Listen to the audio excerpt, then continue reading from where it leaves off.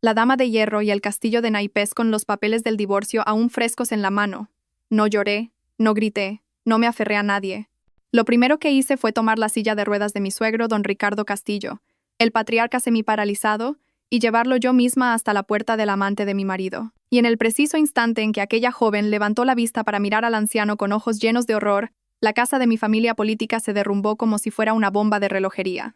Jamás hubieran imaginado que yo, la que siempre consideraron la nuera sumisa, la mujer que todo lo soportaba, me atrevería a plena luz del día a desenterrar toda la podredumbre que habían ocultado tras el ilustre apellido de su familia de renombre.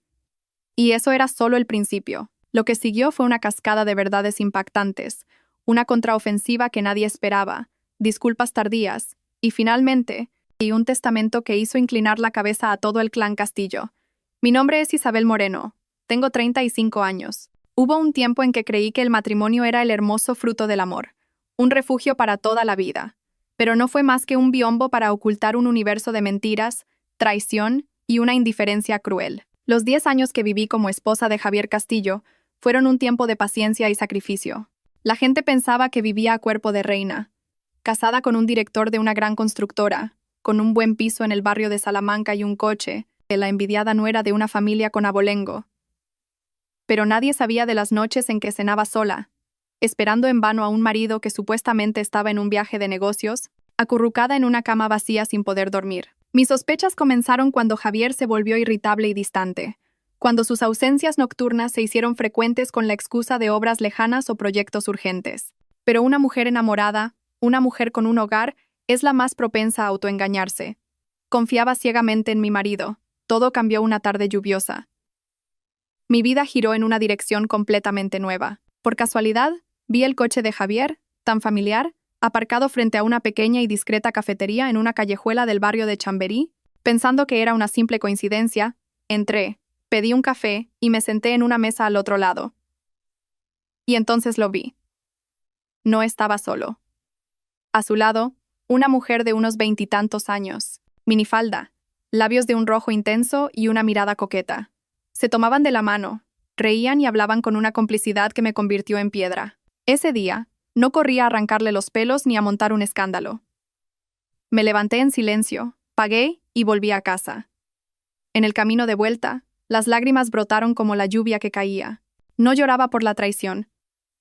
Lloraba por darme cuenta de la ciega en la que me había convertido durante tanto tiempo. Al llegar a casa, me quedé de pie frente a nuestra foto de boda colgada en la pared. Hubo un tiempo en que sonreíamos así, jurándonos amor eterno. Pero ahora, yo estaba sola. Fue entonces cuando lo comprendí.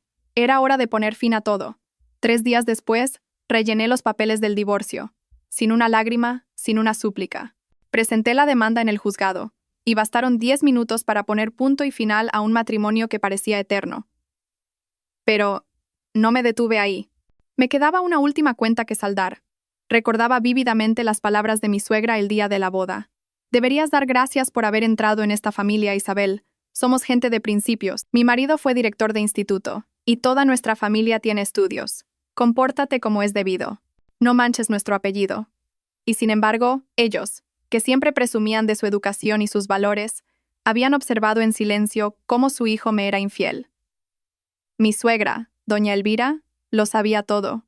Lejos de detenerlo, lo encubrió. Mi suegro, postrado en su silla de ruedas, solo abría la boca para decir: un hombre puede tener una aventura de vez en cuando. La esposa debe proteger el hogar y comprender a su marido. Durante 10 años había soportado lo suficiente. La mañana en que el divorcio se hizo oficial, no volví a casa. Fui directamente a la residencia de ancianos donde vivía mi suegro. Empujé su silla de ruedas con la misma suavidad de siempre, como si lo llevara al hospital. Pero esta vez, el destino no era el hospital. Lo llevé a la casa de Carla Fuentes, la amante de Javier, un chalet adosado en una urbanización nueva en las afueras, con una fachada amarilla y una hortera puerta de rejas verdes. Cuando llamé al timbre, Carla abrió y se quedó helada al verme. «Isabel, ¿qué haces aquí?» Le dediqué una sonrisa que sabía que no olvidaría en su vida. Nada especial. Solo he traído a la persona más importante de esta familia. Me di la vuelta y empujé la silla de ruedas hacia adelante. Don Ricardo abrió los ojos como platos, horrorizado. «Isabel, ¿a dónde me has traído? ¿Dónde estamos?»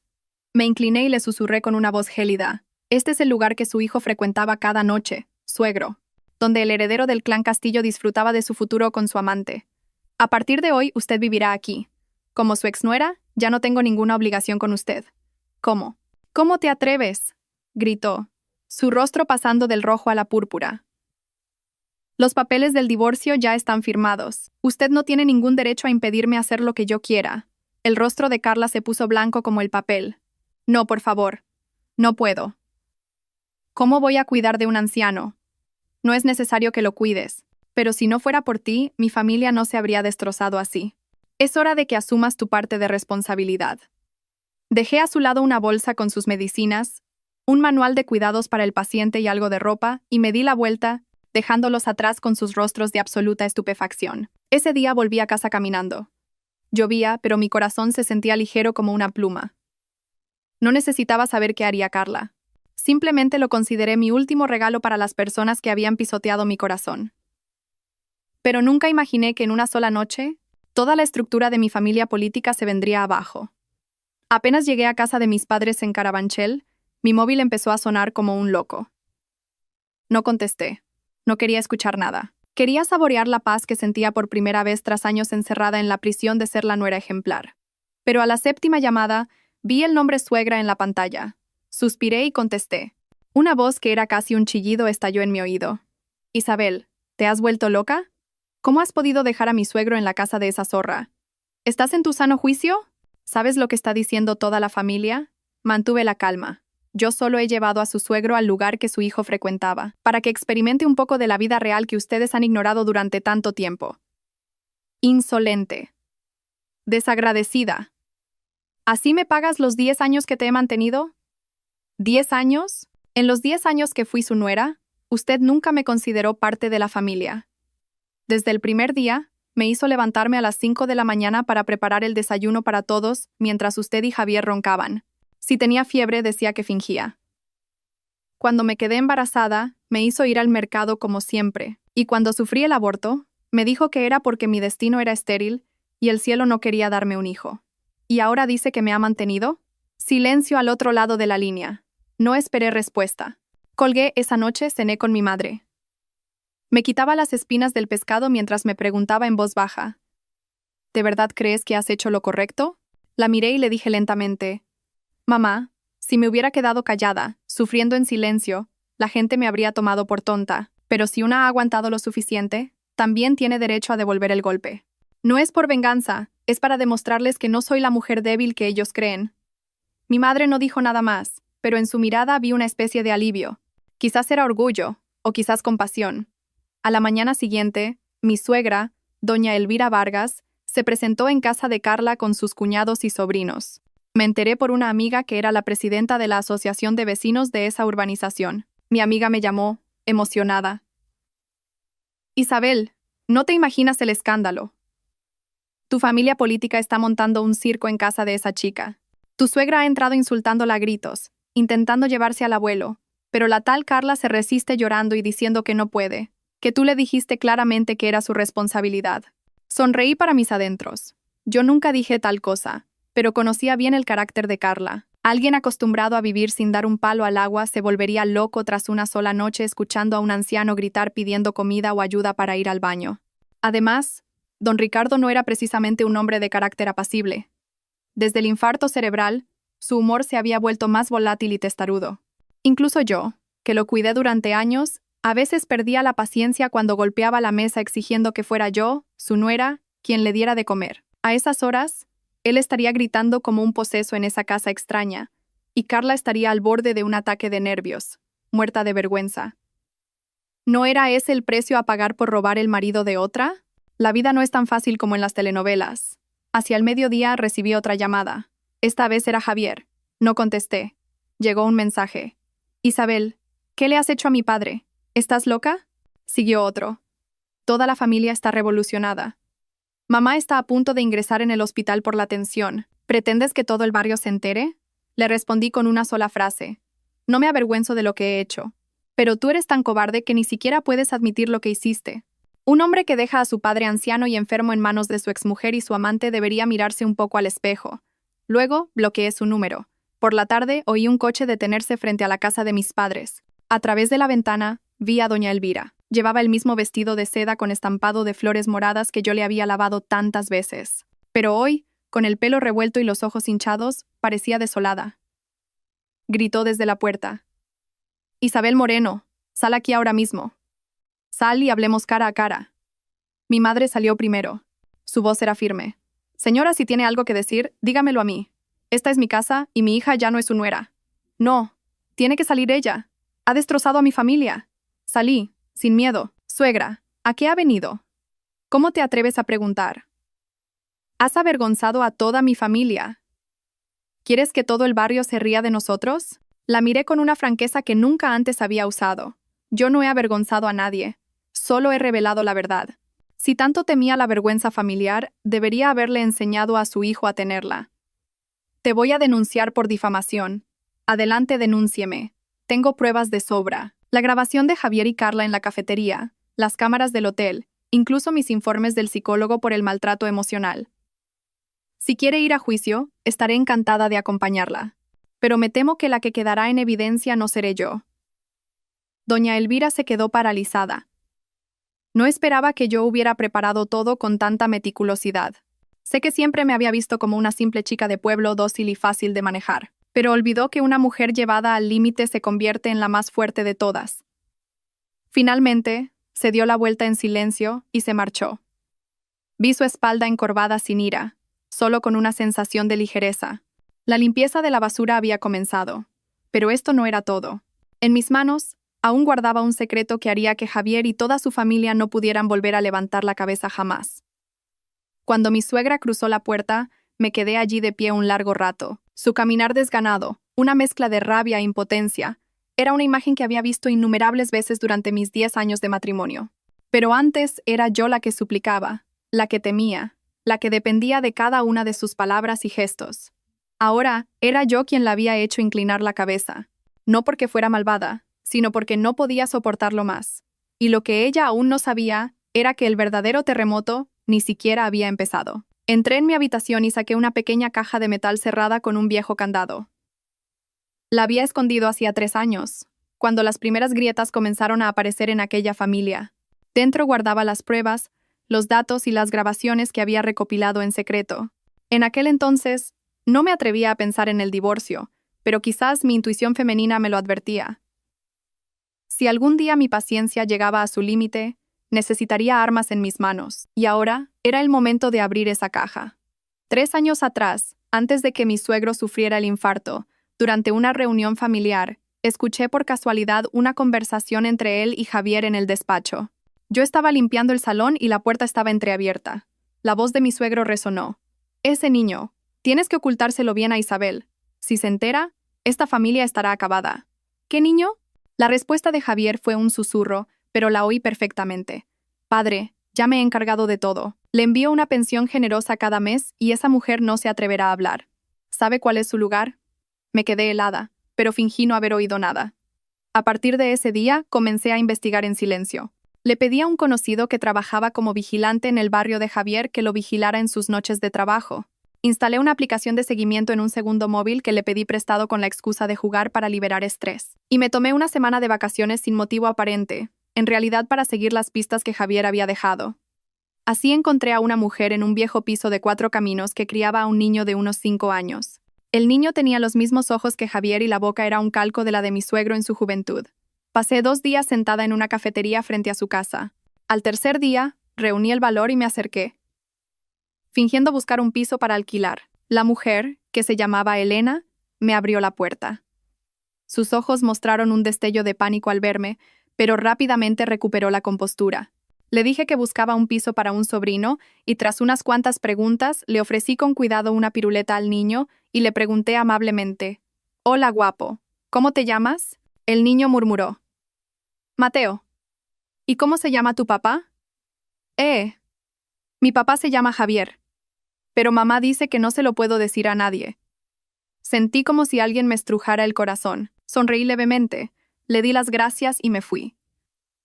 Pero en el bolsillo, mi móvil había estado grabando desde el inicio de la conversación. Y guardé esa grabación hasta hoy. Mateo era el hijo extramatrimonial de Javier y Elena. Elena era casi 10 años menor que yo y había trabajado como administrativa en un proyecto que dirigía la empresa de Javier. Su relación comenzó durante los frecuentes viajes de trabajo, y cuando Elena se quedó embarazada, Javier acordó pagarle una pensión mensual a cambio de su silencio. Mi suegro conocía la verdad y calló. Mi suegra, o no lo sabía, o fingía no saberlo por miedo a manchar la reputación de su hijo. Quise enfrentarlos y revelarlo todo, pero cada vez que lo pensaba, recordaba a mi suegro postrado en la cama y la ocasional y extraña amabilidad de mi suegra. Temía convertirme en la mala de la película, pero ahora lo sabía. Mi silencio había alimentado su maldad.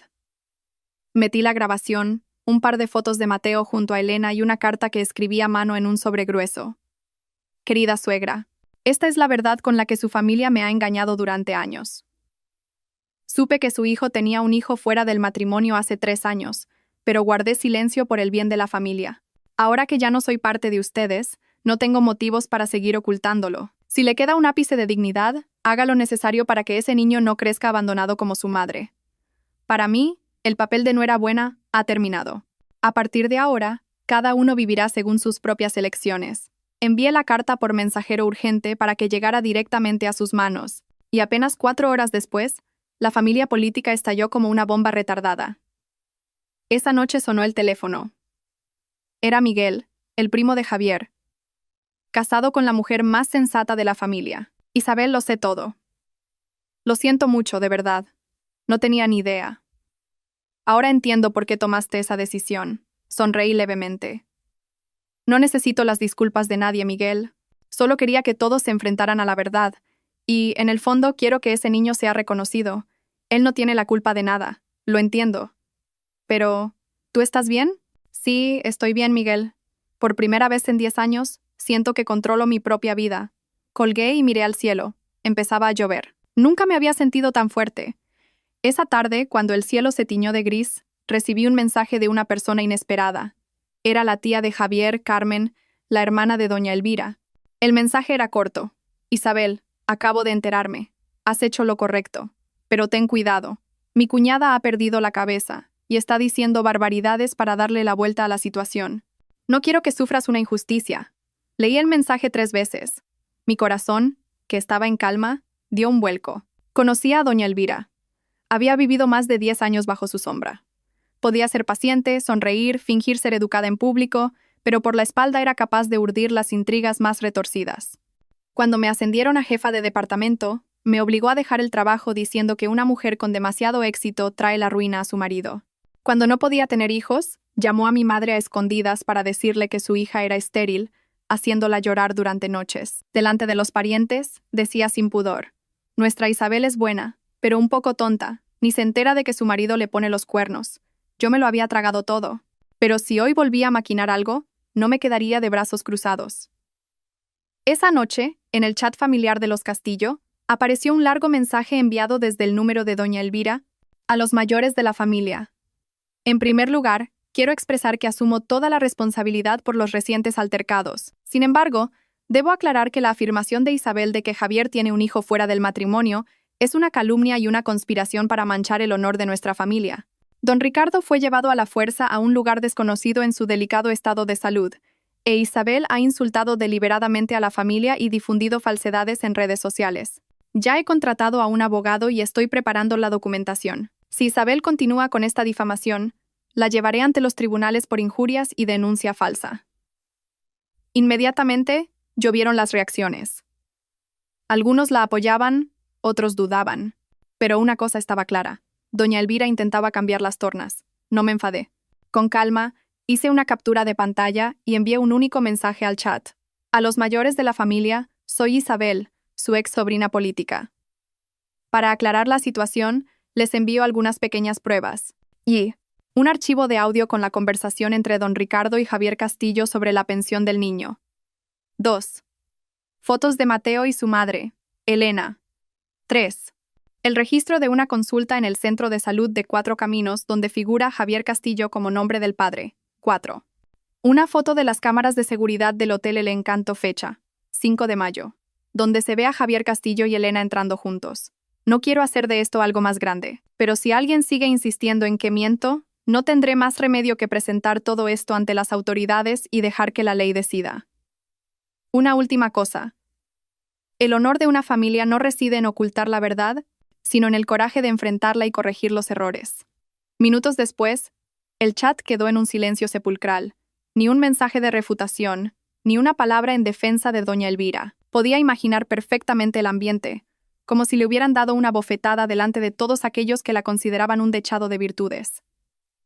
Esa noche, Javier volvió a llamar, esta vez desde un número desconocido. Al contestar, su voz sonaba ronca, una mezcla de rabia e impotencia. «Isabel, ¿no crees que estás siendo demasiado rastrera? ¿Piensas arruinarme la vida?» Me reí suavemente. «Nadie te ha arruinado la vida. Te la has arruinado tú solo. Yo solo he abierto la caja donde metiste toda tu basura. Por favor, lo de Mateo no fue intencionado. Estaba borracho, fue un error, y Elena insistió en tenerlo. Le he estado pagando la pensión durante años. Por favor, no hagas esto más grande. Mamá está ingresada por la tensión y papá se niega a comer. ¿No estarás contenta hasta que nos veas a todos muertos?» Guardé silencio un instante, y luego respondí, articulando cada palabra. «No deseo la muerte de nadie, solo deseo que los vivos se enfrenten a la verdad. Mateo es tu hijo, y mereces ser reconocido, no ocultado como si fuera veneno. Haz lo correcto antes de que sea demasiado tarde». Colgué. No necesitaba escuchar más, porque a la mañana siguiente ocurrió algo inesperado. La tía de Javier, Carmen, la que me había enviado el mensaje de advertencia, me llamó para vernos en una pequeña cafetería cerca de mi casa. Cuando llegué, ya estaba sentada. Su mirada era amable, pero llena de preocupación. «Isabel, perdóname. Durante 10 años supe lo que sufrías y no fui capaz de intervenir. El carácter de mi cuñada es tan déspota que odia a cualquiera que la contradiga. Pero en esto, quiero estar de tu lado». Sentí que se me llenaban los ojos de lágrimas. «No pasa nada, tía Carmen. No pido que nadie se ponga de mi parte. Con que una sola persona me entienda, es suficiente». Puso su mano sobre la mía y dijo con firmeza: «Pero tienes que saber una cosa. Tu excuñada está preparando una reunión familiar para tapar este asunto. Va a traer a un abogado e intentará crear pruebas falsas, usando tu aborto como excusa para decir que presionaste tanto a Javier que él tuvo que buscar fuera un heredero para la familia». Me quedé horrorizada. Nunca pensé que pudiera llegar a ser tan ruin. Carmen continuó: «Pero no te preocupes. Si se atreve a hacer algo así, yo misma me levantaré y lo contaré todo. No voy a permitir que te humillen más. Yo también estoy cansada de ver cómo esta familia se desmorona por culpa de mentiras bien envueltas». Apreté su mano con fuerza. Por primera vez en años sentí que alguien en esa familia se preocupaba sinceramente por mí. Esa noche miré la caja de metal vacía. Todas las pruebas estaban enviadas. Ya no tenía nada que proteger. Pero algo empezaba a crecer dentro de mí. La confianza en mí misma. No estaba equivocada. Solo estaba reclamando la justicia que me habían robado durante 10 años. Pero la historia no terminaba aquí. Un personaje inesperado, alguien que creía desaparecido de mi vida, estaba a punto de aparecer con un secreto terrible que haría que mi familia política se derrumbara una vez más ante la opinión pública. Pensé que destapar el asunto del hijo de Javier sería el mayor golpe en el clímax de la historia. Pero estaba equivocada. Lo que me esperaba era aún más terrible, y esta vez no venía de Javier, ni de Carla, ni de un tercero. Venía del pasado más profundo de mi suegra, doña Elvira Vargas. Todo comenzó un domingo por la mañana con una llamada de un número desconocido. «Dígame, ¿hablo con la señora Isabel Moreno, ex nuera de doña Elvira Vargas?» Dudé un momento, pero respondí: «Sí, soy yo». «¿Quién es?». Al otro lado, una voz de hombre de mediana edad, algo ronca por los años pero muy clara. «Me llamo Arturo Vega.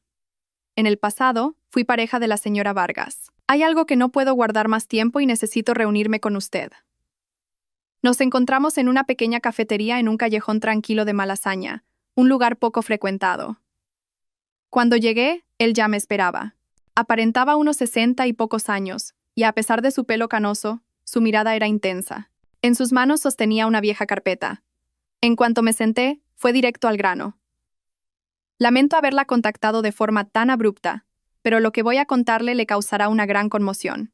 Asentí. Un mal presentimiento ya se había apoderado de mí. Arturo Vega me miró y bajó la voz.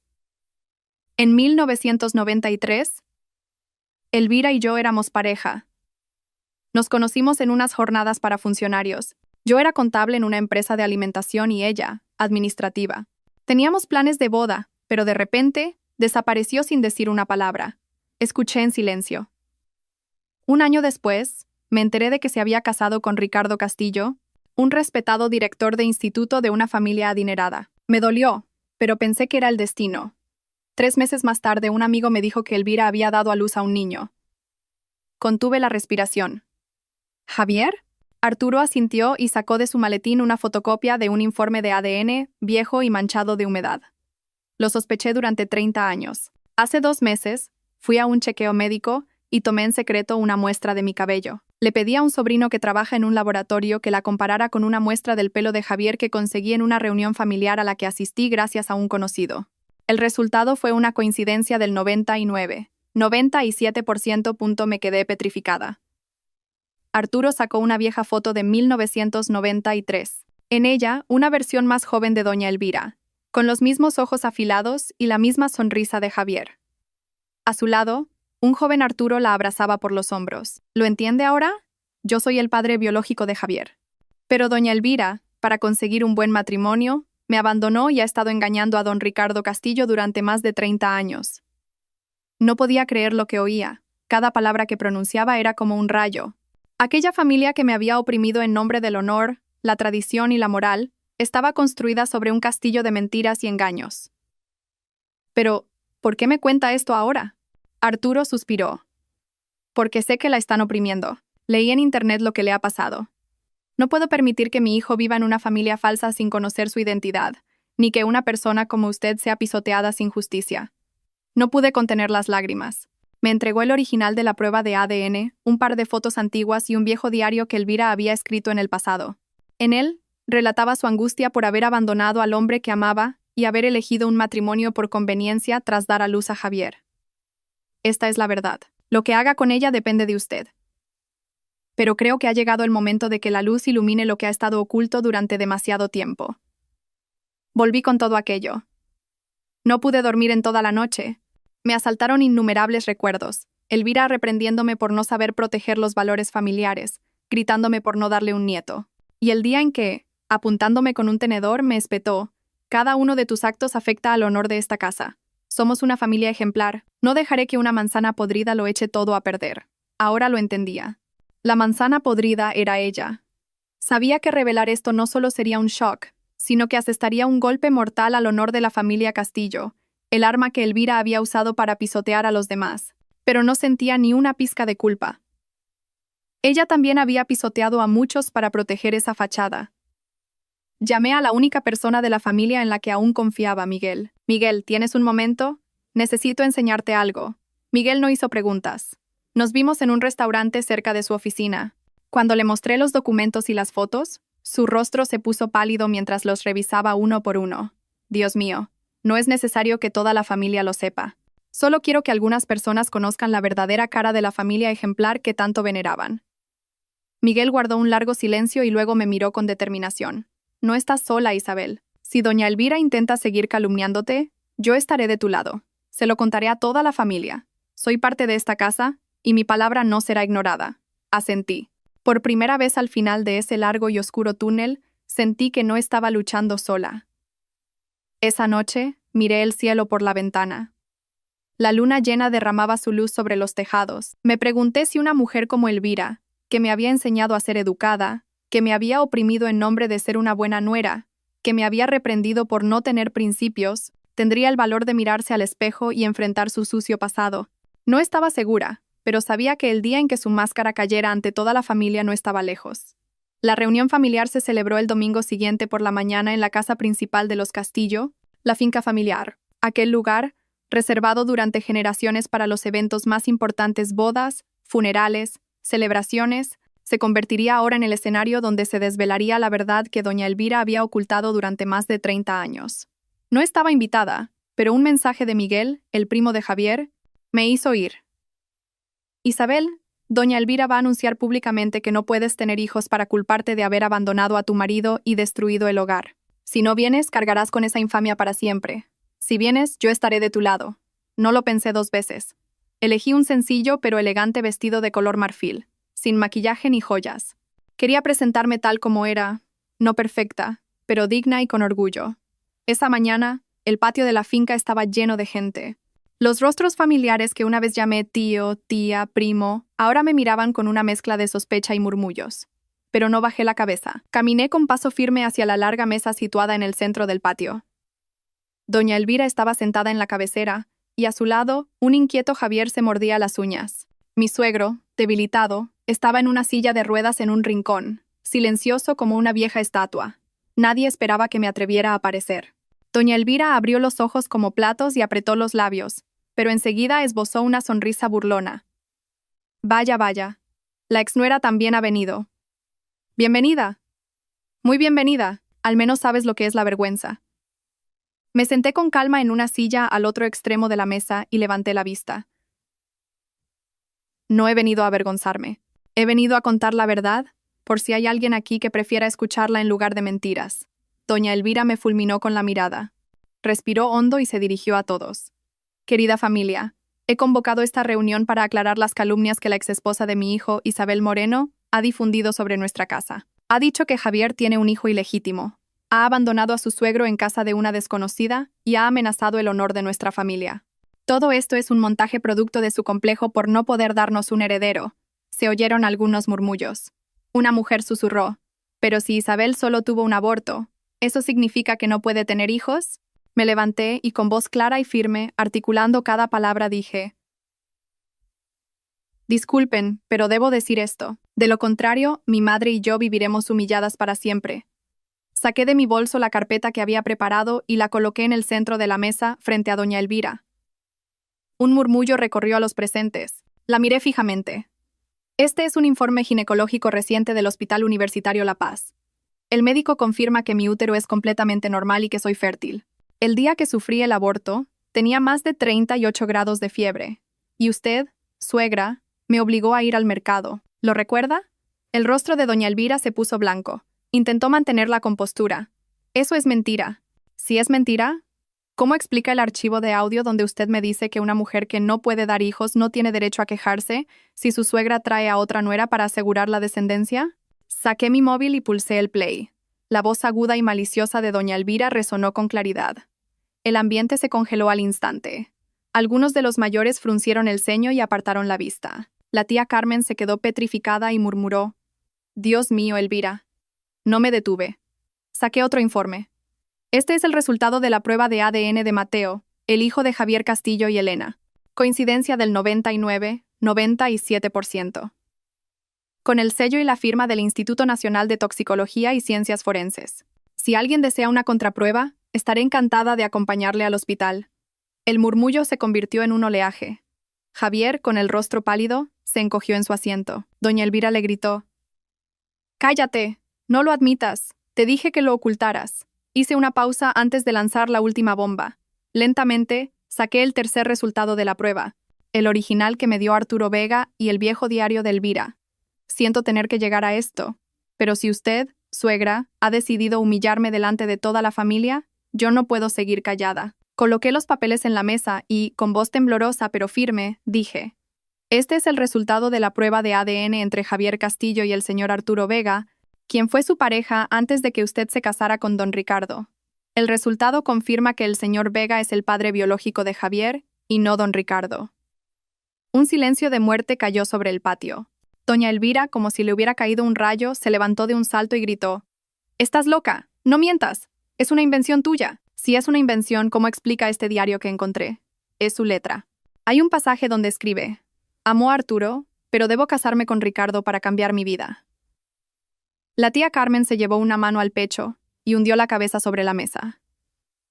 El patio era un caos. Preguntas, dudas, gente horrorizada. Mi suegro, sentado en silencio, temblaba con las manos apretadas y los labios sellados. No dijo nada, pero una lágrima solitaria rodó por su mejilla izquierda. Fue la primera vez que lo vi llorar. La verdad había rasgado como un cuchillo el velo de seda que cubría el honor de la familia Castillo. Todo era un desastre. Un tío abuelo, un hombre mayor y respetado, se levantó solemnemente. «Esto no se puede tapar más. Esta familia, que siempre ha pretendido dar lecciones a los demás, ya está bien, dejémoslo aquí». Que cada uno se vaya a su casa y reflexione sobre sí mismo. La gente comenzó a levantarse y a marcharse. Doña Elvira seguía gritando: «Tienen que creerme. Todo lo que hice fue por esta familia, por el honor. No pueden darme la espalda». Pero nadie la miró. Ni siquiera su hijo Javier, a quien había protegido con todas sus fuerzas. Al pasar a mi lado para retirarse de la mesa, susurró: «Lo siento, Isabel. Has ganado». No sonreí. No era una victoria. Era la verdad. Y ante la verdad no hay vencedores ni vencidos. Solo están los que la enfrentan con valentía y los que huyen de ella toda la vida. 3 días después de aquella fatídica reunión familiar, el apellido Castillo estaba en boca de todos, desde el mercado del barrio hasta el último rincón de la ciudad. El rumor se extendió como la pólvora en las conversaciones del desayuno y en las charlas del atardecer. No hicieron falta redes sociales. El boca a boca del vecindario fue el medio de difusión más potente. Yo permanecí en silencio, sin añadir una sola palabra.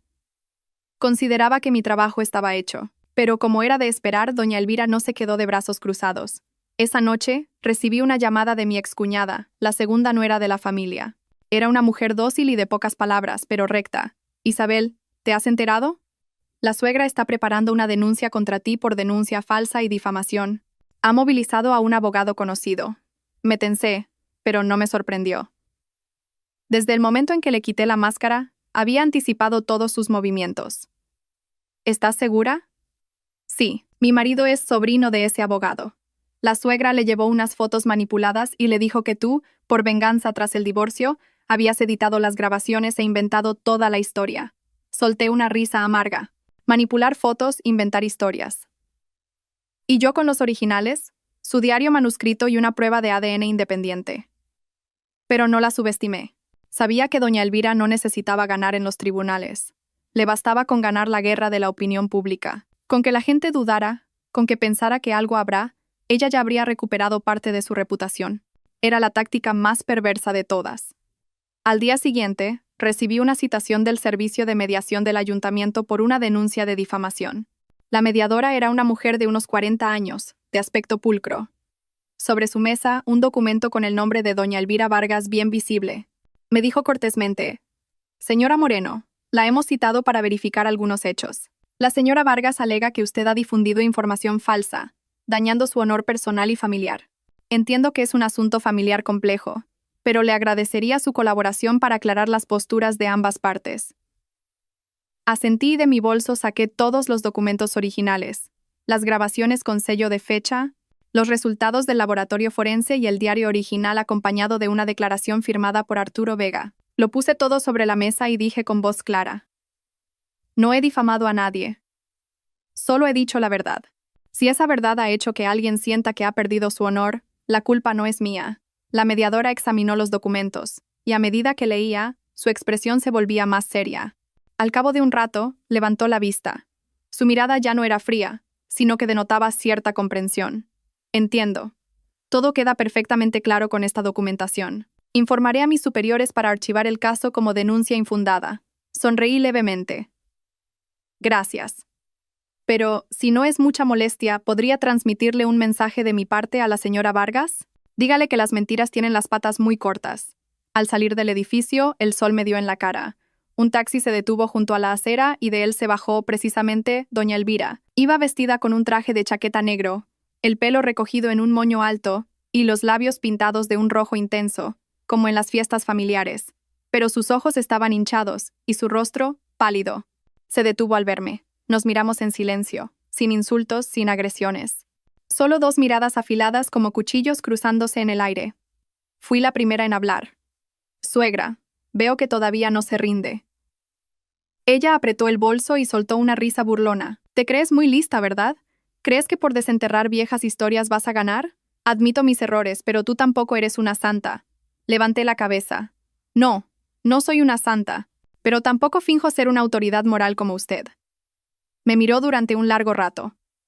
Por primera vez, en sus ojos no había desprecio ni ira. Estaban vacíos. Y entonces lanzó una frase enigmática. «Recuérdalo. No todos los que caen se quedan en el suelo. Ten cuidado.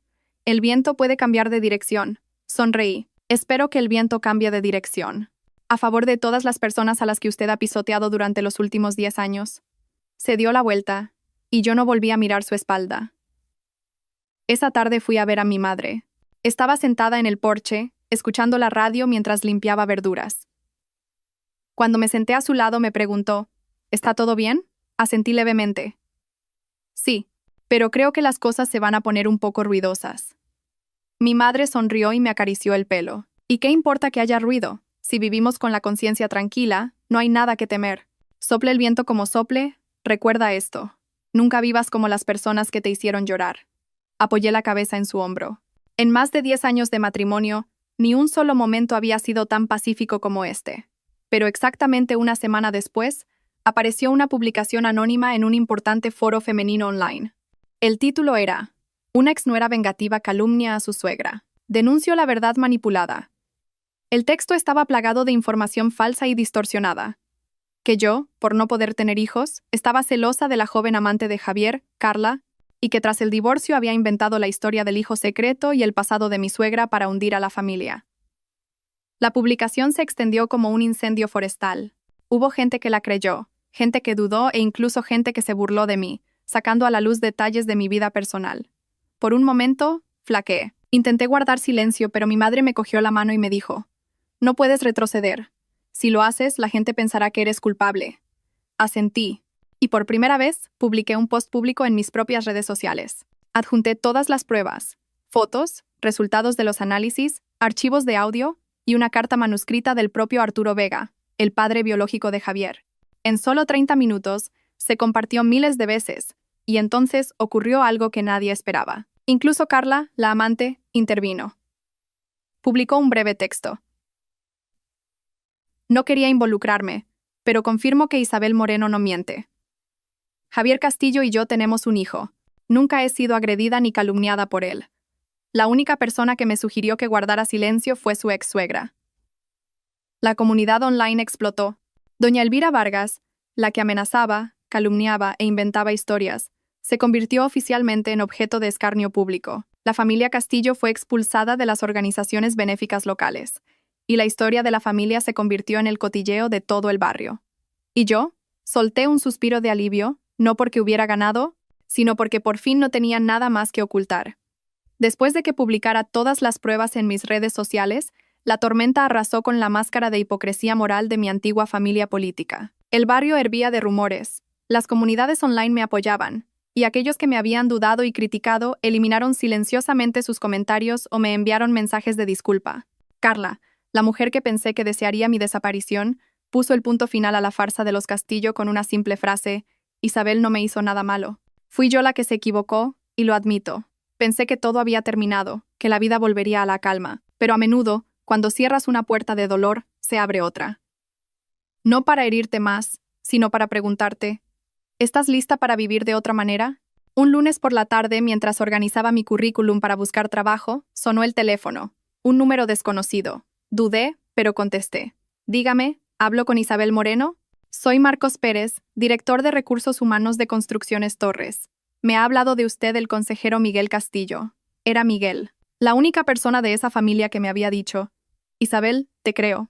Nunca le pedí ayuda, pero él, en secreto, había puesto el primer ladrillo para que yo pudiera reconstruir mi vida. Nos gustaría contratar a alguien para nuestro departamento legal interno, y el señor Castillo la ha recomendado encarecidamente. ¿Estaría disponible para una entrevista mañana por la tarde? Me quedé sin palabras.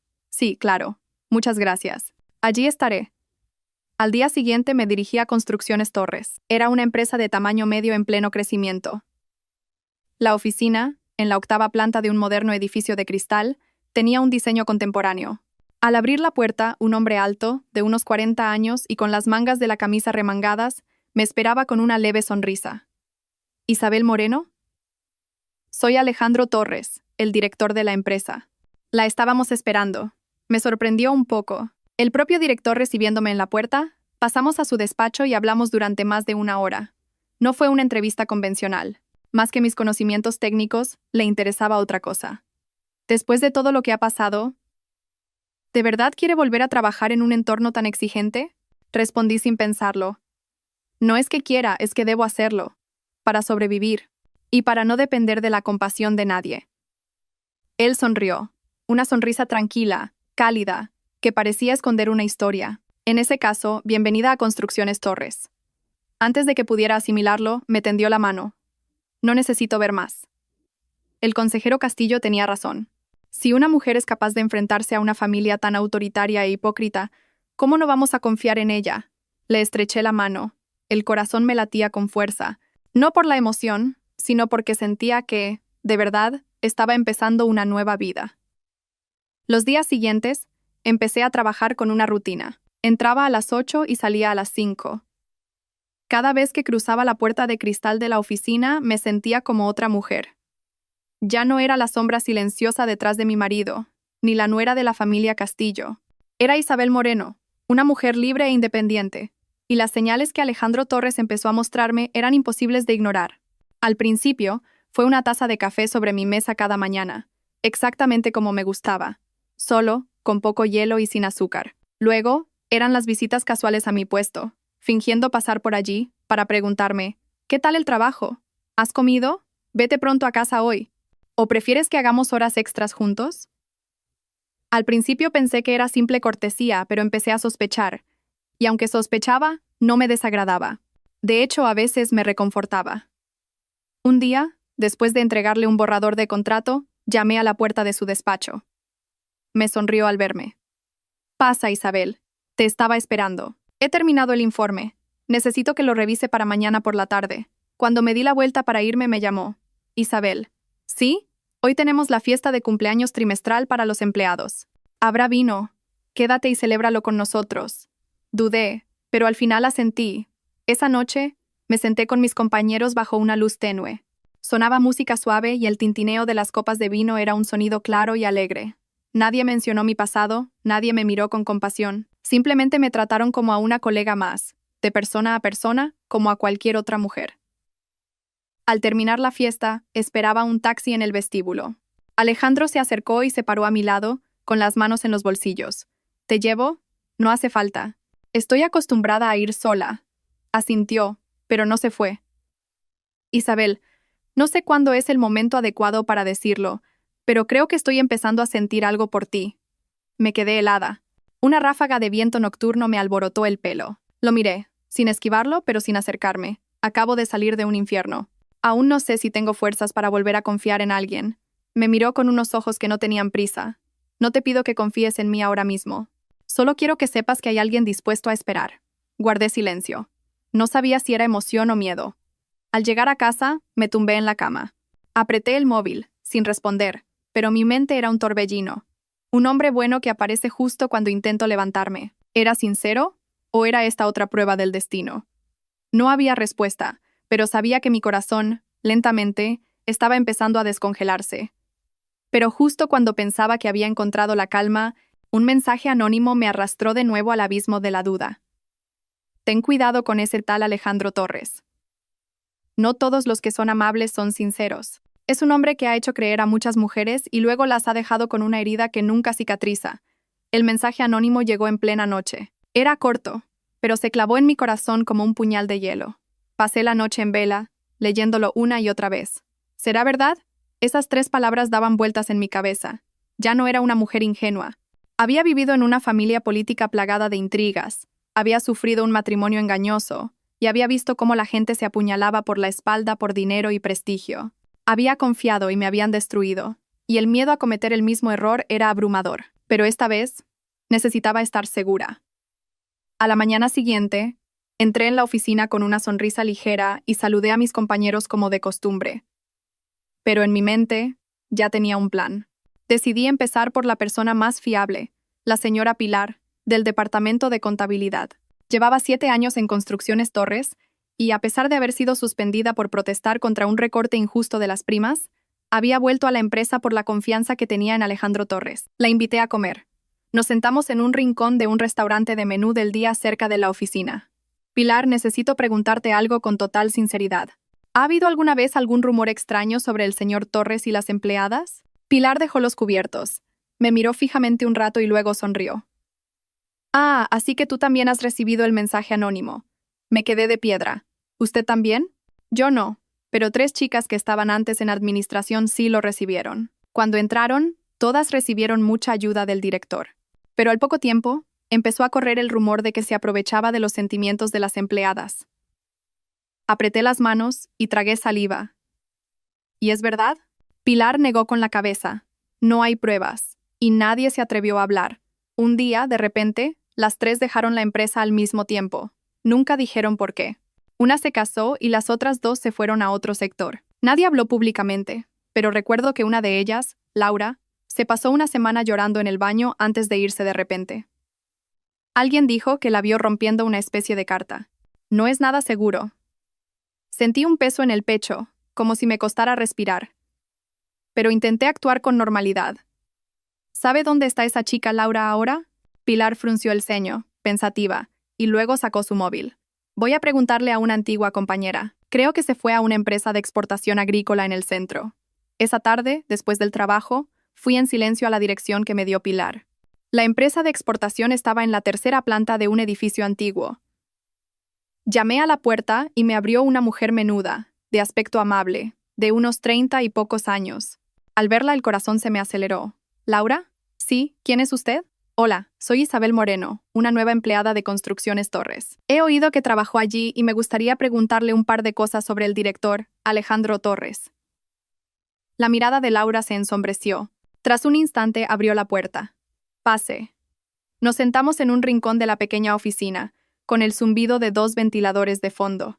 Laura me sirvió un vaso de agua y suspiró. ¿Es usted la tercera persona que viene a buscarme en los últimos 2 años? ¿Es por el mensaje anónimo? Sí. Y creo que sé quién lo envía. Esperé a que continuara. Cuando trabajaba allí, el director fue muy amable conmigo. Me ayudaba con el trabajo, me llevaba a casa si hacía horas extras, me regalaba libros, me invitaba a cenar.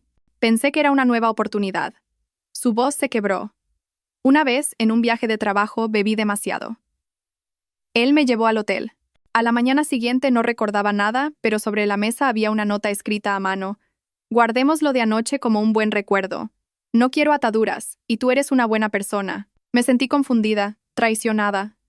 Ni siquiera sé si realmente me traicionó, pero esa sensación de haber sido utilizada y descartada. Fue horrible. Me quedé helada, sin palabras. Laura continuó. Después de eso, simplemente renuncié. Ni se me pasó por la cabeza demandarlo. No quería que se supiera. Pero la hermana de otra empleada que pasó por lo mismo después de mí le cogió un odio mortal. Un día me dijo, «No voy a dejar que se salga con la suya», pregunté con cautela. ¿Cree que fue ella quien envió los mensajes? Estoy segura. Le di las gracias a Laura y me levanté. Salí de allí con el corazón encogido. No podía afirmar que Alejandro Torres fuera culpable al 100%, pero sabía que no era tan simple como la imagen de hombre decente, atento y cálido que proyectaba. Esa noche, me tumbé en la cama mirando al techo. Recordé la mirada de Alejandro, su voz preguntándome si tenía hambre, el café que aparecía puntualmente cada mañana, su suave mirada en la fiesta de cumpleaños. Podía ser todo sincero, pero también podía ser la repetición de un viejo guión. Le envié un mensaje. Me tomo 2 días de vacaciones. Necesito tiempo para pensar sobre el trabajo y sobre la confianza. Sin esperar respuesta, apagué el móvil. Al día siguiente, me fui a mi pueblo. Caminé por los viejos senderos de tierra por los que mi madre iba cada día a la huerta. Me reencontré con la Isabel de antes, la que creía que el amor lo era todo, la que pensaba que una sonrisa amable era la salvación. Ya no creía en cuentos de hadas, pero sí creía en mi derecho a dudar. Y si esta vez daba un paso en falso, no me derrumbaría. Volvería a levantarme. Me tomé 2 días de vacaciones, pero mi mente no descansó. Vivía a un ritmo lento en el pueblo, sin móvil ni redes sociales, tomando té caliente cada mañana y escuchando el canto de los gallos junto a mi madre, pero mi corazón no estaba en paz. Era como una olla a presión, hirviendo a fuego lento, a punto de estallar, porque sabía que pronto tendría que tomar una decisión. La confianza, para mí, se había convertido en un lujo. Después de vivir 10 años como la esposa de un traidor y ser amargamente estafada por aquellos a los que llamaba familia, había decidido no volver a confiar fácilmente en nadie.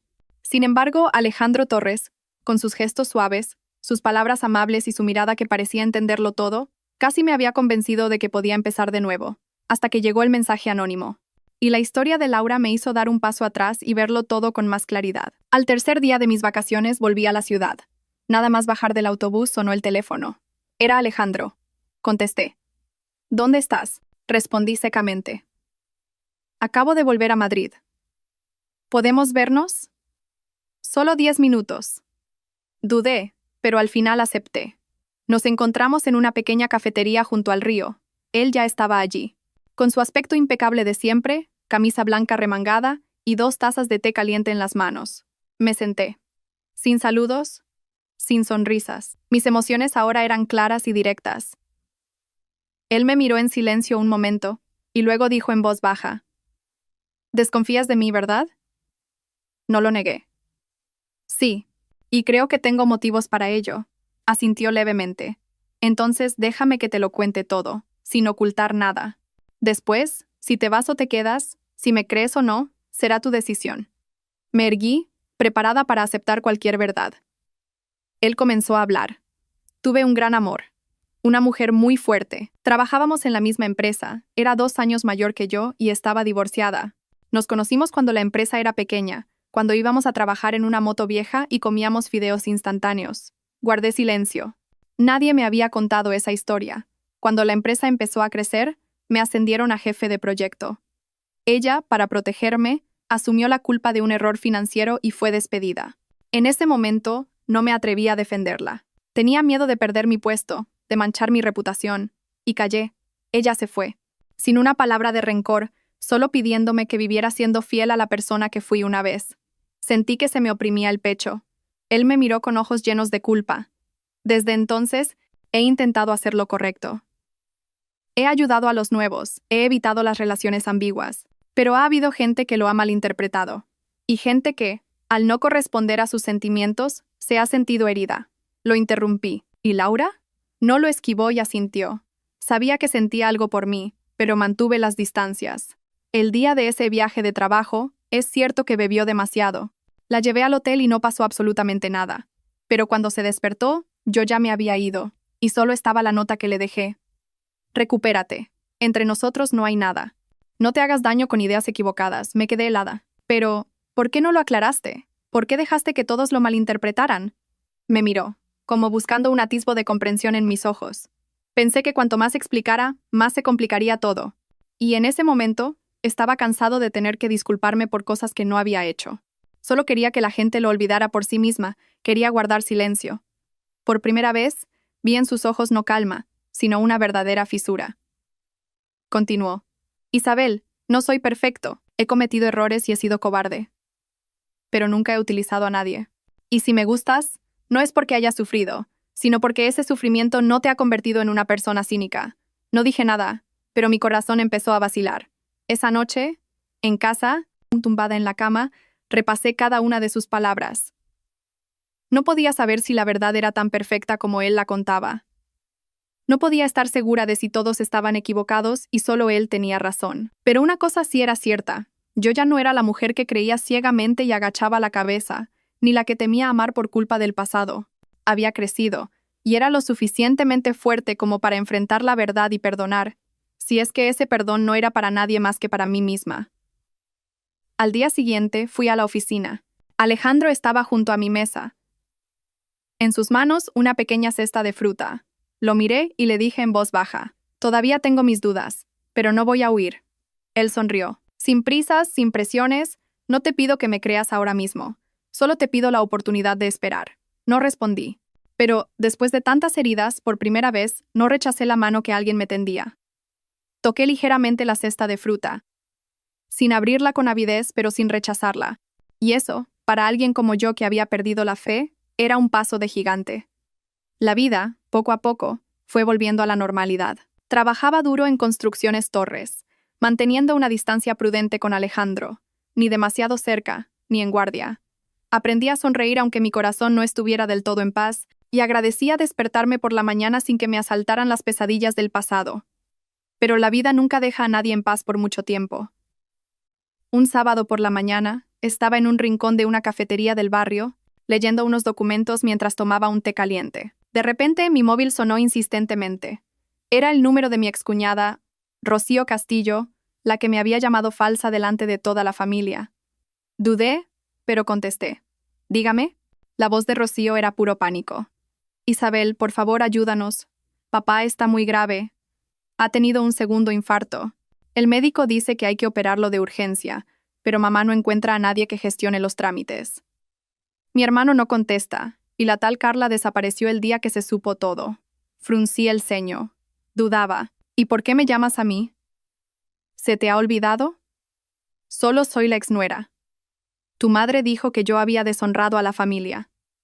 Lo sé. Lo siento, Isabel. Pero tú eres la que mejor cuidaba a papá. ¿Conoces su historial? ¿Sabes cómo hacer los papeles? Por favor, Isabel. Mamá está a punto de desmayarse en el hospital. Miré la taza de té humeante. Mi mente era un nudo. Los odiaba. El simple hecho de pensar en ellos me helaba el corazón. Pero recordé que mi suegro a veces había sido amable conmigo. Cuando estuve con fiebre me trajo sopa a escondidas de mi suegra. Una tarde, mientras empujaba su silla de ruedas por el jardín, me dijo: «Tú también eres como una hija». Ese Javier mío no supo valorar la suerte que tenía. Suspiré. ¿En qué hospital estáis? En el Hospital Universitario La Paz. En la UCI de urgencias. Llegué en media hora. Al entrar en el pasillo, vi a doña Elvira sentada en una silla, con la cabeza gacha, el pelo revuelto, la ropa arrugada. A su lado, Rocío, desesperada, intentaba hablar con un médico. Cuando me acerqué, levantaron la cabeza. La mirada de doña Elvira se cruzó con la mía. No dijo nada. Solo se encogió y rompió a llorar. Fue la primera vez que la vi llorar de verdad. No eran lágrimas falsas ni una voz chillona. Era un sollozo ahogado, cansado, impotente. Rocío corrió hacia mí como un náufrago que se agarra a una tabla. Isabel. Por favor. Ayúdanos. No sé qué trámites hay que hacer. El médico me pregunta por su historial de infartos, por las pastillas del corazón, de la tensión. Tú tienes todos los informes. Abrí mi bolso y saqué la vieja carpeta con el historial médico. La había guardado durante los últimos 2 años. Era la que siempre llevaba cuando, como nuera, esperaba en las consultas de mi suegro. Rocío la cogió como un tesoro y corrió hacia adentro. Me senté al lado de doña Elvira. Me miró con los ojos rojos e hinchados y sus labios temblaron. Al cabo de un rato dijo en voz baja: «Gracias». Me sorprendió. En más de 10 años de matrimonio, nunca había oído esa palabra de su boca. No respondí. La operación duró más de 3 horas. Esperé con ellas. Nadie habló. Solo se oía el tic-tac del reloj y la megafonía llamando a los pacientes. Finalmente, salió el cirujano.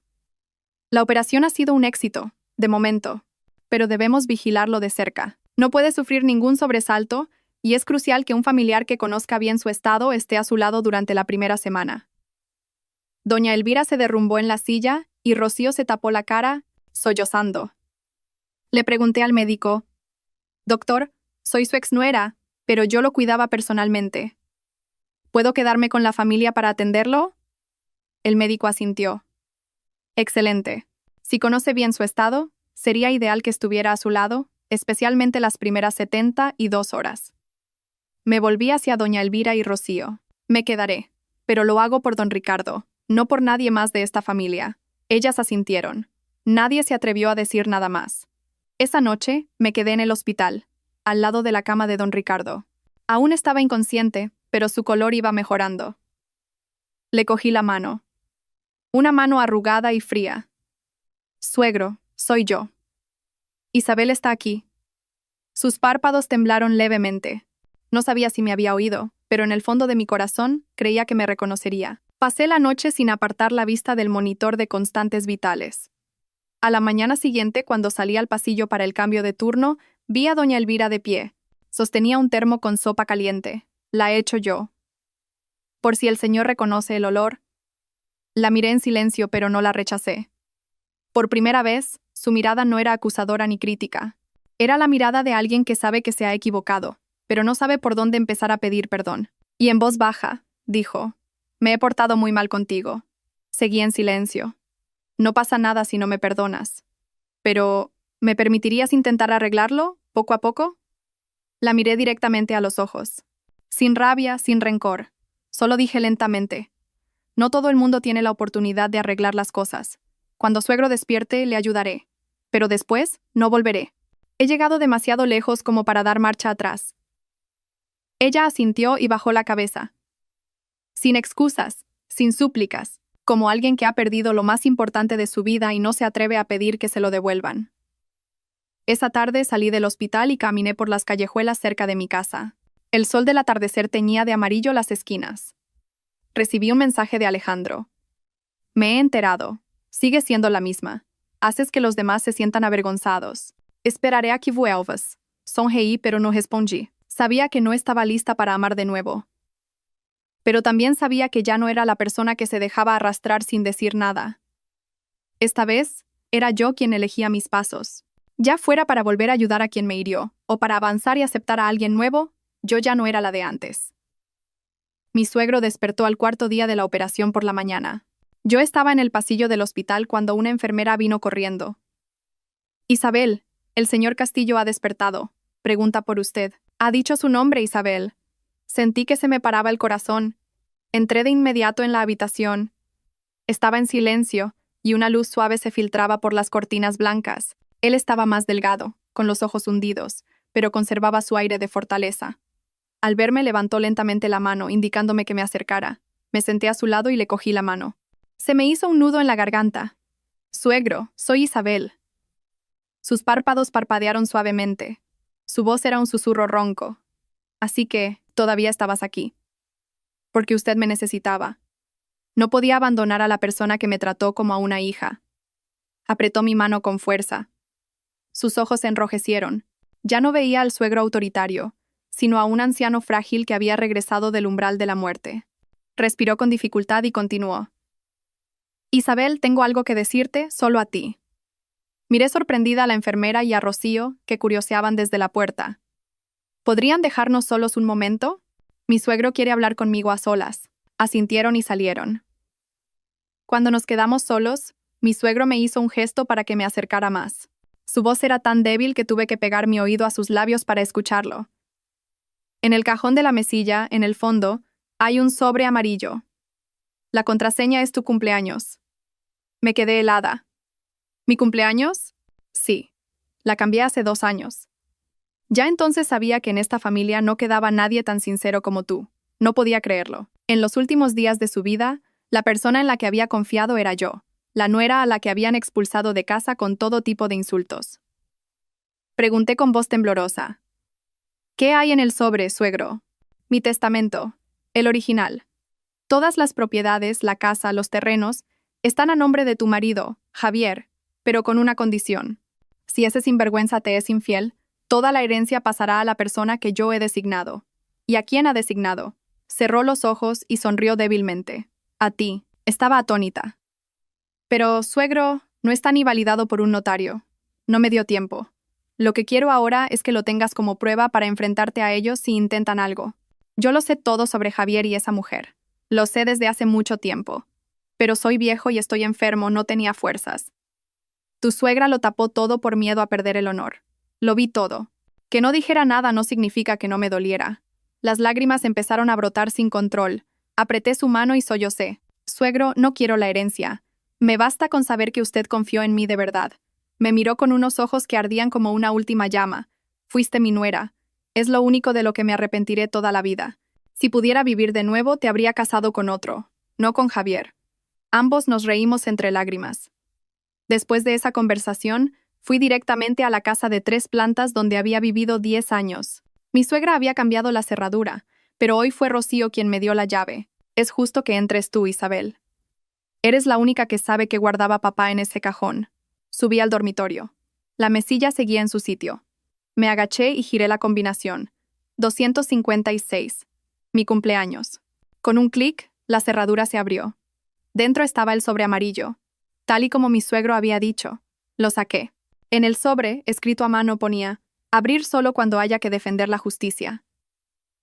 Con manos temblorosas abrí el sobre. Dentro, el testamento hológrafo original, firmado y con la huella dactilar de mi suegro, y un archivo de audio en una vieja grabadora. Pulsé el play. La voz de mi suegro sonó con claridad.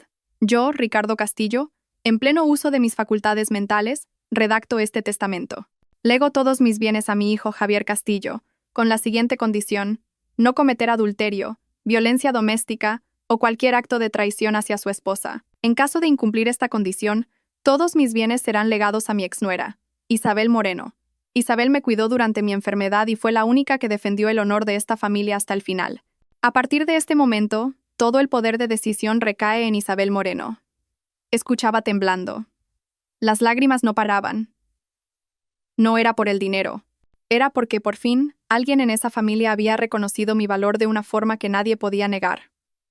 Esa noche, recibí una llamada de doña Elvira. «Isabel, ¿qué te ha dicho mi marido? Dímelo». Su voz era urgente, casi rota. Mantuve la calma. «¿De verdad quieres saberlo, suegra? Soy su esposa. Tengo derecho a saber. Pues se lo diré». Su marido dejó un testamento. Y en él se especifica que si Javier me traicionaba, toda la herencia pasaría a ser mía.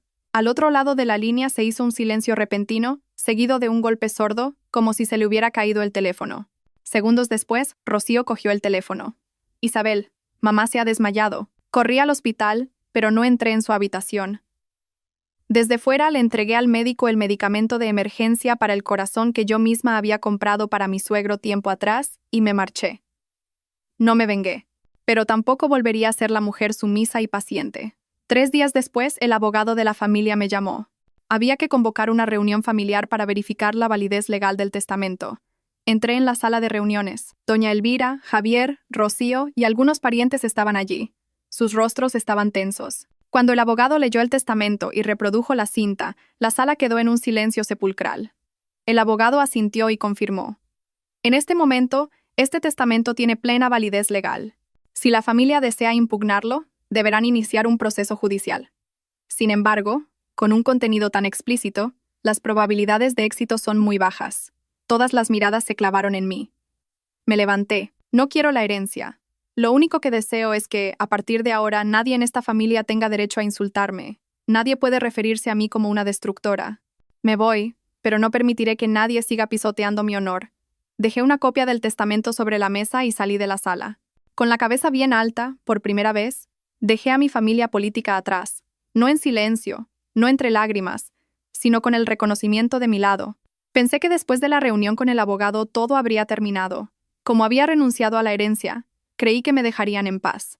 Como había demostrado que no estaba equivocada, creí que podría vivir el resto de mi vida con ligereza y tranquilidad.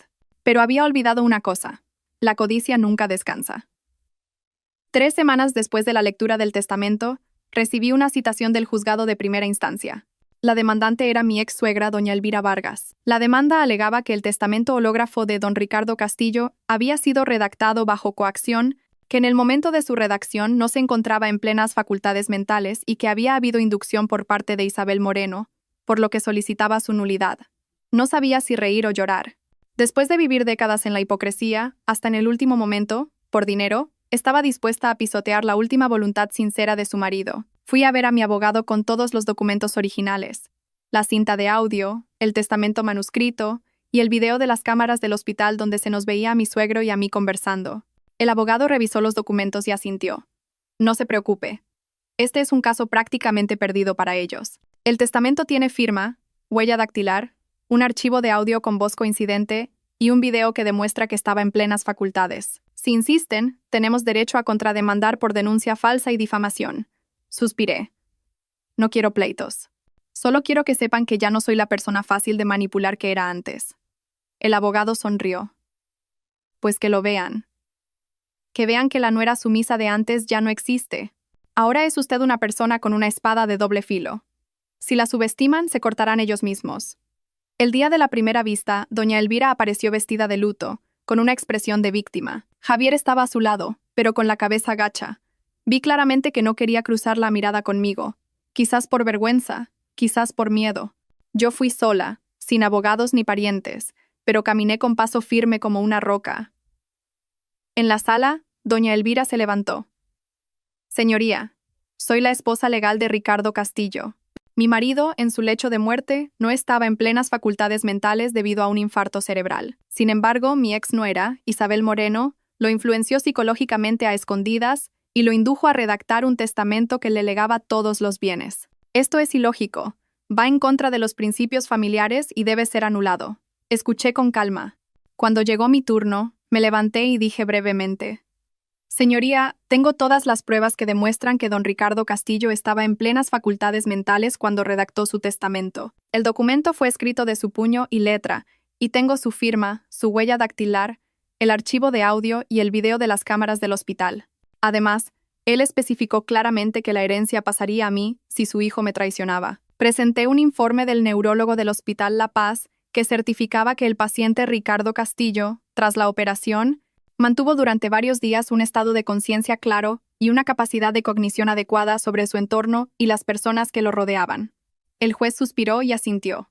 Se declaró un receso para deliberar. 15 minutos después, se dictó la sentencia en primera instancia. El tribunal consideró que el testamento de Ricardo Castillo era legal, voluntario y no mostraba indicios de coacción. La demanda de la señora Elvira Vargas fue desestimada en su totalidad. No necesité decir nada más. Me levanté, hice una reverencia al tribunal y salí de la sala. Fuera del juzgado, doña Elvira estaba de pie como una estatua. Su hija Rocío le rodeaba los hombros con un brazo, con los ojos enrojecidos. No las miré, pero al pasar a su lado dije en voz baja: «Usted me dijo una vez que yo no merecía entrar en esa casa. Ahora, soy yo la que no la necesita». Doña Elvira no respondió. Apretó los labios, pero en sus ojos vi el pánico, la confusión y la amargura de quien lo ha apostado todo y se ha quedado con las manos vacías. Esa noche, volví a casa, abrí las ventanas y dejé que el viento moviera las cortinas blancas. Recibí un mensaje de Alejandro. «He oído que has ganado el juicio. No voy a felicitarte, porque no necesitabas ganar. Solo querías vivir de acuerdo a tus valores, y hoy lo has conseguido». Sonreí. Me conmovía que me entendiera tan bien, pero él aún no lo sabía. Yo todavía no había terminado. 3 días después, publiqué una copia del testamento en mis redes sociales. No para humillar, sino para demostrar mi honor. Escribí: «No exijo ninguna propiedad.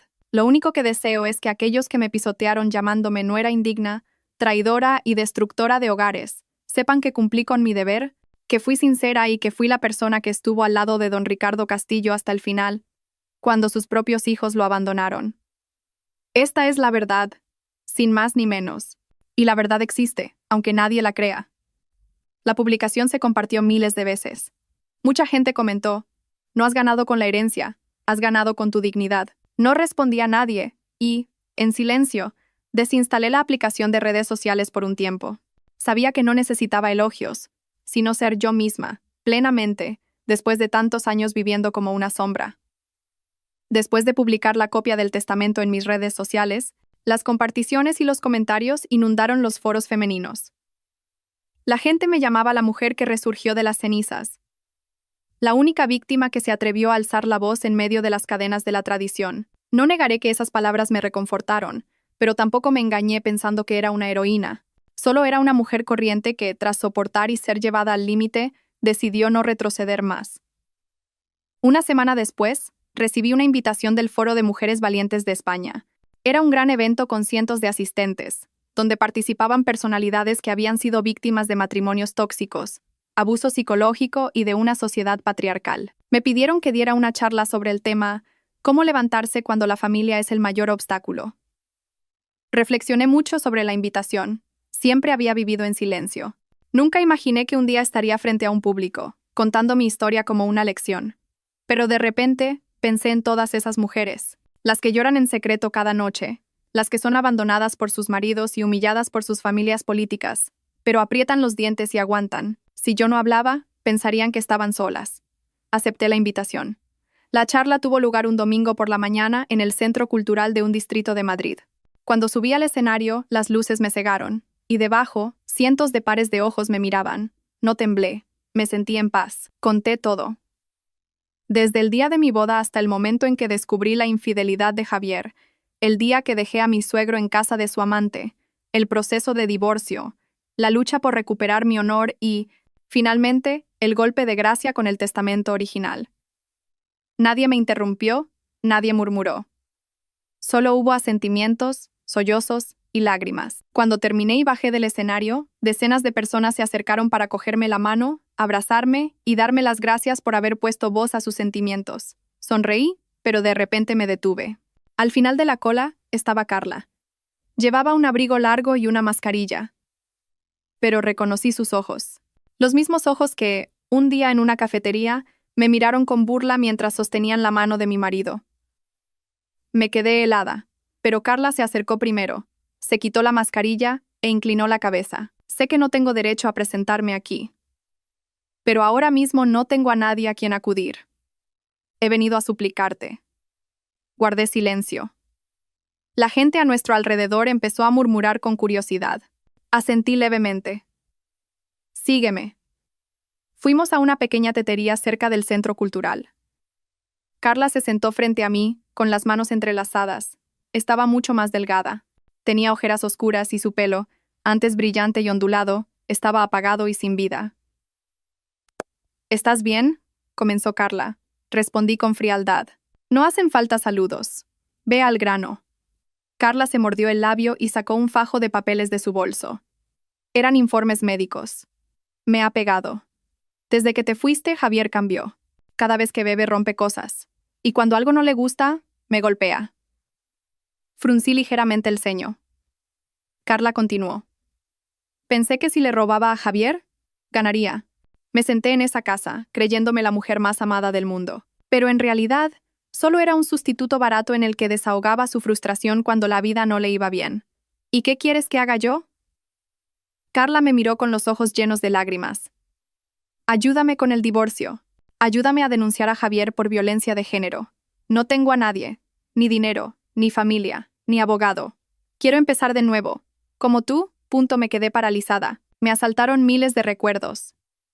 El momento en que vi a Carla en brazos de mi marido, el momento en que se rió y me dijo, los hombres se comparten, la que los retiene es la que gana, y ahora estaba sentada frente a mí, pidiendo perdón a la persona a la que había traicionado. Miré a Carla directamente a los ojos. ¿Sabes que deseé que sufrieras toda tu vida? Carla asintió, sin excusas. Lo sé, es lo que sembré, y tengo que cosecharlo. Pero si me ayudas, te estaré eternamente agradecida. Solté una risa amarga. No necesito tu gratitud. Pero si de verdad quieres salir de ese pozo, te ayudaré. Con una condición.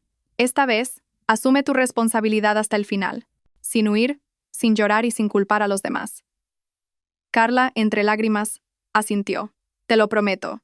Al día siguiente, llevé a Carla a un centro de asistencia jurídica para mujeres víctimas de violencia de género. La ayudé a rellenar los papeles, le encontré un abogado de oficio y me aseguré de que obtuviera los partes de lesiones y los informes de urgencias. No lo hice por compasión. Lo hice porque, al igual que me pasó a mí, no quería que ninguna otra mujer se hundiera en ese fango.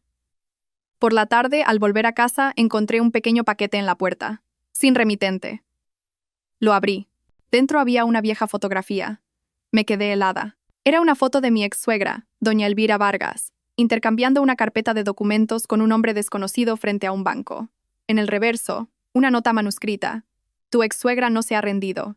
Esta es la prueba de que está desviando el patrimonio al extranjero. Ten cuidado. Queda una última partida.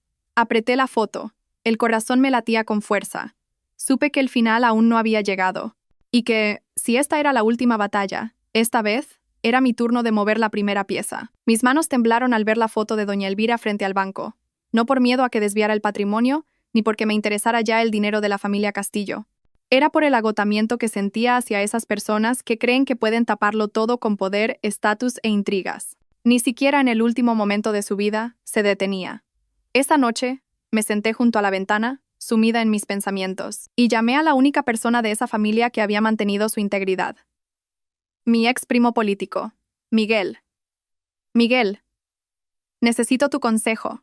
Si alguien intenta disponer de un patrimonio en medio de una disputa por una herencia, ¿es ilegal? Por supuesto.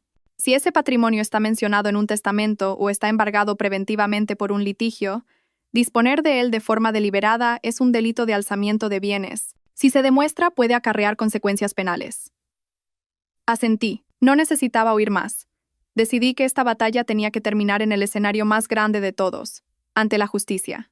Al día siguiente, fui al despacho de mi abogado y le entregué la foto, junto con las copias de los documentos de propiedad que mi suegro me había dejado, con su firma y número de registro. El abogado frunció el ceño al ver los papeles. Cree que doña Elvira está transfiriendo propiedades a un tercero. No es que lo crea. El hombre de la foto es Javier Ríos, un intermediario inmobiliario conocido por estar involucrado en varias transacciones ilegales para desviar terrenos en disputa al extranjero. El abogado asintió. Entendido. Inmediatamente, enviaré un escrito de urgencia al juzgado solicitando el embargo preventivo de todos los bienes mencionados en el testamento hasta que finalice el litigio. Si doña Elvira ha intentado engañar al tribunal, este será el golpe de gracia definitivo. 2 días después, recibí una citación del juzgado. Se había reabierto el caso de forma inesperada. El motivo.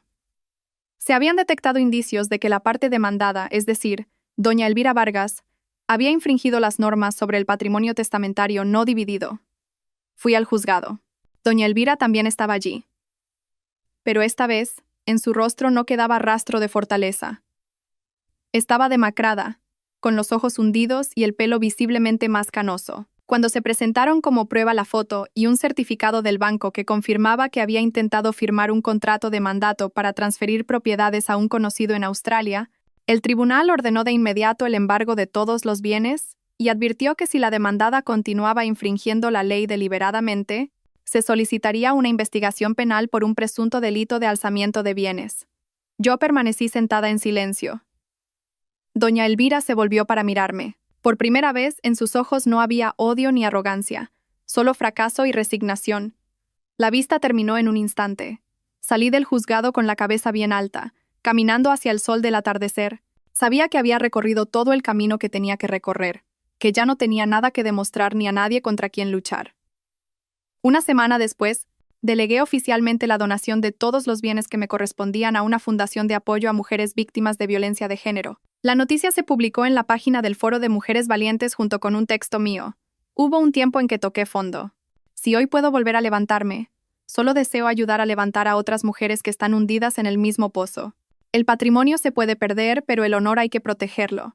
Isabel Moreno esa noche, caminé sola por el paseo junto al río, sin bolsos de marca ni ropa de lujo. Nadie me reconoció como la mujer que una vez hizo tambalear los cimientos de toda una familia. Solo era una mujer corriente que, después de una larga tormenta de 10 años, sonreía. Un coche se detuvo lentamente a mi lado. Alejandro Torres se bajó con 2 tazas de té caliente. Me ofreció una. ¿Te quedan muchas batallas por librar? Sonreí. Se acabaron. De verdad. Se acabaron. ¿Estás bien? Levanté la vista para mirarlo. Ya no necesito la protección de nadie, pero si quieres caminar a mi lado, no hace falta que me cojas la mano. Con que vayamos en la misma dirección es suficiente. Él asintió y caminó en silencio a mi lado. Nadie dijo nada, pero mi corazón se sentía ligero como una pluma. Y quiero dedicar estas últimas palabras a todas las mujeres del mundo que en este mismo instante se sienten solas, pisoteadas, llorando por un matrimonio injusto. No aguanten, no callen, aprendan a levantarse por sí mismas, porque si aguantan demasiado, la gente no se lo agradecerá. Pensarán que es su obligación. Elijan dar un solo paso hacia adelante. Su honor no lo puede proteger nadie más que ustedes mismas.